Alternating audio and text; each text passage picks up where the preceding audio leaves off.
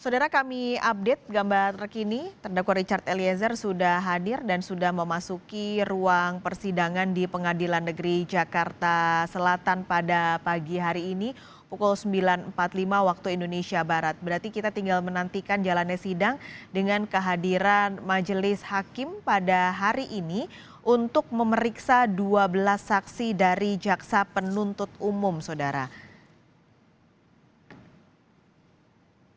Ini adalah sidang ketiga untuk terdakwa Richard Eliezer setelah sidang pertama pembacaan dakwaan, lalu Eliezer tidak memberikan atau tidak mengajukan eksepsi.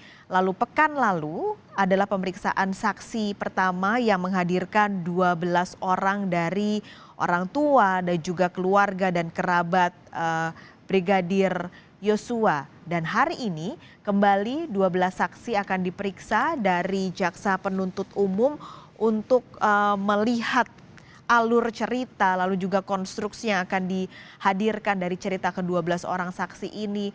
Terutama ini penting karena akan dihadirkan mulai dari Magelang lalu ke Saguling dan sampai di Duren 3 di tempat kejadian perkara.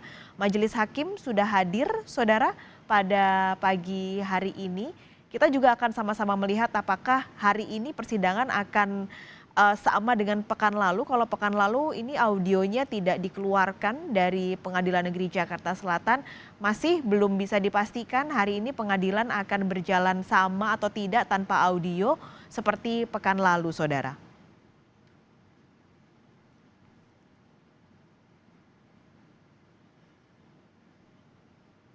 Sehat hari ini? Sehat, Yang Mulia. Baik, hari ini kita akan agendanya adalah pemeriksaan saksi-saksi. Silahkan pindah tempat duduknya di samping penasihat hukum saudara. Baik, Yang Mulia. Silakan dipanggil saksi-saksinya, saudara jaksa penuntut umum. Terima kasih. Hari ini kami menghadirkan saksi kurang lebih 11 orang Bapak Ketua Majelis. Saudara saksi Hasan Romer.